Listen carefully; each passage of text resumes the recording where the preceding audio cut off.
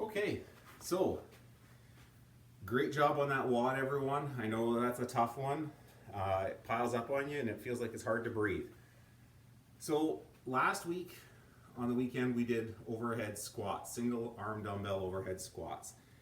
And I heard a lot of people said that that was a struggle point. You know what, myself included. I was not really pleased with my effort in maintaining good quality, like ankles on the ground that Coach Sherry always tries to draw my attention to because I can end up coming up on my toes. So I thought what we could do is maybe work on a little bit of squat therapy, because it's always where our squat breaks down. That leads to a lot of breakdown in a lot of other exercises. Okay, so in a proper squat, right, we are trying to keep our chest tall, initiate with the hips, drop them down, right? Knees tracking out over the feet, you know, your feet are shoulder width apart, right?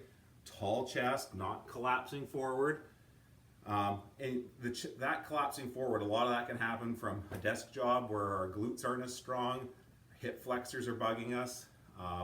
They can even lead to a little bit of a hip wink and maybe cause some pain in hip flexors and back and knees and all that bad stuff. So let's kind of review a proper air squat. Proper air squat, I like to suggest you get those hands out overhead, right? Because that forces us to keep our chest taller. We've got our hands up nice and high. We've got our feet shoulder width apart. We can maybe even point those toes out just a little bit if you'd like. And then we're dropping down, right? Tall chest, reach for it, trying to keep a neutral spine, right? And then stand that up. So just to view that from the side, okay? As we're coming down, we're here, we're initiating with the hips, right? We're not just dropping. You can see when I just drop, I want to get that butt wink started right away. Whereas if I initiate with the hips, I start my back out in a better position. Hands nice and tall, feet tracking out still, tall chest. There we go. My chest should be taller yet. And stand that up, okay? So lots of practice on that. After we get through this whole lockdown, I would love to have as many of you as possible that want to get better at these sort of things. Think about doing our beginners prep class. So if we're doing our squats and we want to know that we're doing things right, we can do some drills against the wall. If we want to know we're getting to depth to start, I just grabbed a plate and a medicine ball. You could grab a low stool or something like that. Something you know where your hip crease is getting below your knee, right? Something where those feet are out. Initiating with the hips, right?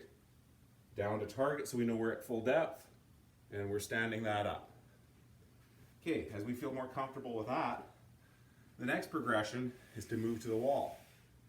Because as I move to the wall, I'm not going to be allowed to collapse forward. Ideally, you'd set up your feet about 3 inches from the wall. Hands up on the wall nice and high, right? Making sure that those feet are shoulder width apart. And we are initiating with the hips to start, and we're coming down to target, and standing that up, okay? Meanwhile, keeping that good back position. So that's a great drill for you to all work on. If you have to start out a little further away from the wall initially, totally get it. But your goal is to be able to move that so your feet are only just 2 or 3 inches away from the wall. And once we're at that point, we know we're getting our upper body in a better position in that air squat. So let's do some drills with that, and then we'll move on.